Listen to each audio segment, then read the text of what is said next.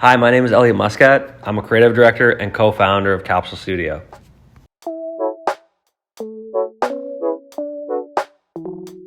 What was your first job? Like ever? Ever. As a door-to-door water heater salesman.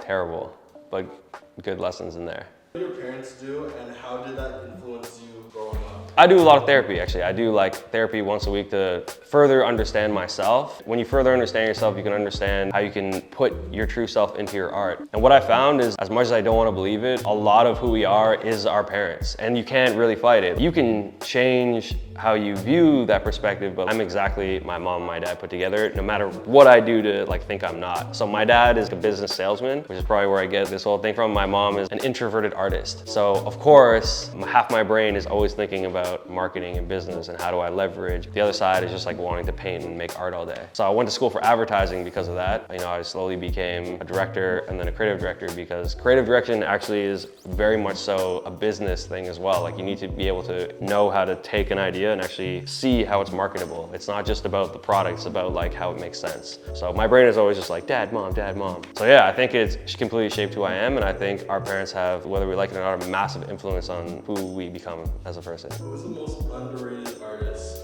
Gotta hit me with the hard ones off the bat, because it'll put me on a spot thing. One of my best friends is named Chris Godfrey. This guy's next John Mayer. Amazing guitar player, amazing vocals. He's got 4 streams on Spotify. No idea why. Huge underrated artist. Another one I would say is one of my clients and best friends is Tiny. He's obviously a massive artist, but I still think he's underrated. The more you get to know somebody, the more you truly see their potential. What do you think is the most defining moment in your career so far? That's a big one. Anytime I would pull up to a music video or a big photo shoot, it's always the be all end all. I'm texting my mom, this is the most important, this means everything to me, this is make or break. Every project means that much to me, and I know that every project it does feel like a make or break, especially as you work your way up in the hierarchy of the music industry. But I think the most important turning point in my career, the thing that kind of set it off, was I was taking nightclub photos, and I found out that the bar I was working at, the owner actually worked for Rock Nation. I had no idea how to break into the music industry. How the fuck do you do that, right? So I just found out about this guy who worked at Rock Nation. He was the head of Rock Nation. And I was well, if there's any way I'm gonna get into the music industry, I'll just ask this guy. Literally forced my way in. I put together a portfolio. I spent $1 billion on this website that I knew I would only have 7 seconds to show him in a bar, because that's where he would go every once in a while. And I showed him my website. He really liked it. That was 4 years ago. So after that day, I've been working with him ever since. And I literally think about that day all the time. I have no idea where I would be if I didn't have, that opportunity, if I didn't meet him, if I didn't take that shot, because I didn't have to go up to him and talk to him. I could have just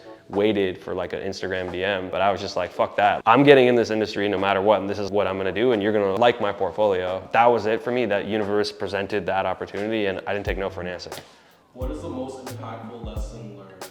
You gotta put your friends and your family first. And I see this at a high level, even with massive artists, they won't cancel a show or go do something if it's going to affect their family or their loved ones. So friends are the most important thing you have. Never underestimate and underappreciate how valuable your friends are. I went through a spike in my career where out of nowhere I started getting a lot of recognition and my ego was exploding. And at that point I thought relationships, old friends, things like that didn't matter. They were just obstacles in the way of holding me back. I had the mentality, you guys are holding me back. I don't want to hang out. I just want to work. You guys are lazy. I framed this whole thing in my head where I just felt everyone that I loved almost and that I spent time with, they just were obstacles. I don't regret anything. I always hold myself accountable to my decisions, but if I do regret one thing, it's honestly having that mentality. And I think the most important thing that we have in our lives is our relationships and our best friends, and you can't recreate those relationships or find new friends like that. So I hold that number one now, and before it was work and then friends, and now it's friends first always. What lesson took you the longest to unlearn? I had this mentality of just, I'll figure it out later. And that was something I really had to unlearn. I would get a budget for a music video, and then I would just blow all the money and have the mentality, I'll just make more money later, I'll figure it out later. And eventually debt and this and downward spiral, and be strategic with your money. Don't have the mentality you'll figure it out later. Sometimes that's great. You could figure out later what you want to do with your career. In terms of finances, definitely have a plan every time you have a set idea or a budget. Think it through to the end. Think about where all those dollars are going. Don't have the mentality that more money and things will just, sporadically happen. And I've had to learn lessons the hard way. I had to pay way too much in taxes and do all these things that were stupid because I just was like, I'll figure it out later. So this is the first year now that I'm like, all right, I know my budget, like I'm gonna take my time. And I should have done that from the beginning or else like I would have saved like a ton of money and stress. So definitely a hard lesson. What's the toughest rejection you've experienced and how did it shape you? Rejection. There was like 2 moments, I think, and I'm sure people can relate to this. I mean, I've always had the dream of shooting big artists and creating awesome art. What really fueled that was when I was a nightclub photographer. Like, there's no like artistic, in my opinion, way to do that. You just like go in, people are like spraying you with bottles and you're like, oh fuck, like psh, psh, psh. And then on top of that, they're like, let me see the photo, motherfucker. And I'm like, yeah, you like it? And they're like, nah, you're shit. And I'm just like, dude. And I'm thinking like, here I want to become this leading director and I can't even take like a nightclub photo of a guy with like a Gucci suit on. For me, I was like constantly getting rejected, the starting level of photography. And I kind of just use that as fuel. I like go in my car and I'm like, I'll show these guys one day, like think I can't take a, What is the best advice you ever received? It's so cliche and you hear it, you talk about like Kobe comes in early and late, but really the best advice, you hear it a million times, and it's what this man taught me was whatever you put into something is exactly what you get out of it. You finish school and you don't know what you want to do and you start looking for jobs, and if you're like me, you just don't get any jobs. I somehow, after like a year, got a job at this like ad agency that was like 12 people and it was really small and like everyone just wanted the paycheck. I just was there to learn. I ended up staying at this ad agency for 6 months. Had the mentality of like, okay, if I'm not gonna be the best director in the room, I'll just work harder than everybody else and eventually like I'll get there, it doesn't matter. So I became really close with the owner, and I would just show up now like at work at like 7 a.m. and then just stay till like midnight. The manager, the owner, he taught me that there's always the guys who stay later, that show up earlier, that are not in it for the money, they're in it to learn and progress. Those are the guys that always get ahead. I just took that mentality with me, and when it's all on you, it's just you versus yourself, always. So the worst advice. Damn, did I even get bad advice? Oh, the worst advice is, it's probably my own advice, but the worst advice is just like, we'll figure it out, or figure it out in post. You never wanna like figure out anything in post. And also I hate when people are like, oh, we're not gonna shoot on film, we'll use the filter. Like, that is not good advice. I don't like that advice at all. If you're trying to do something, you gotta do it the authentic way. Is there a mantra or saying or quote you live by? This is super interesting. You'll find that like, as you get older, every year you have like a new mantra for yourself. So when you first start your career, I had the mantra of just like, get out of my way. Like when I had to like talk to that man at the bar to like pitch myself for the first time, it was just like, take no for an answer, get out of my way. Tiger Woods pulling up, hit that drive. Like you just know before he even hits it, that like fucking energy is there. Just boom, move, I got this, So for the first in my career, it was like, move, I got this, I'll handle it. And then it became, holy shit, I got this too much, I'm burning out. So now my mantra is strictly about balance. Walk the middle path. I'm practicing being grounded and grateful. I think it's just like a new chapter comes with a new mantra. And my first chapter was move, I got this. And now my second one is let's chill. Who knows what the next chapter will be. Do you have any bad habits?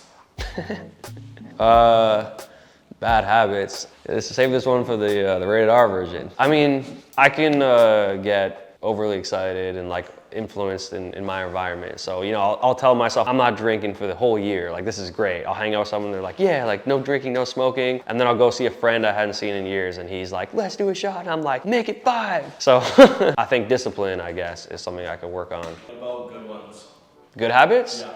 I think the habit that I developed is like not falling into ruts. I've developed a habit of recognizing like when I have those patterns of slipping away and knowing immediately what to do to change that. And it's always like getting back into the basics. Every day I try to go to the gym, I try to drink as much water as I can and eat as healthy as possible. And developing a good self-care habit is like life-changing. How do you react when put in a situation out of your comfort zone?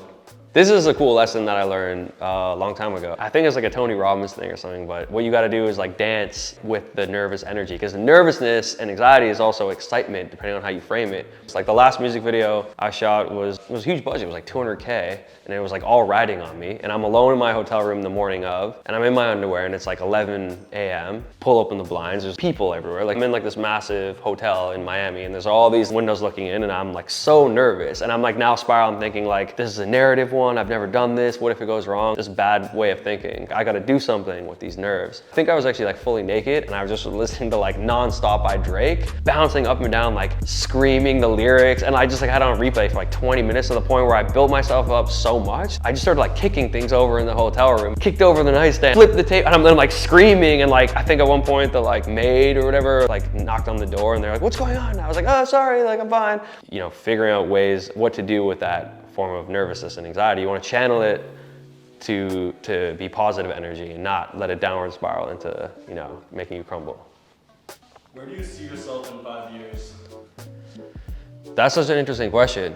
You really never know like where the universe takes you, and I think what's important is being malleable, being liquid, allowing the external to also shape who you become and not fighting it. When I first started in my career, I wanted to be a comedic film director, and one thing led to another, and you know, I found myself creative directing. So where I see myself in 5 years is working with more amazing people that I love. I love collaborating with people. I love having spaces and galleries that bring people together. I want to have multiple galleries and work with multiple people, but I'm also open to just seeing what happens, you know? Continue to be positive, make stuff. You never know where you end up. Just be open. Openness is everything. Who you are today and why?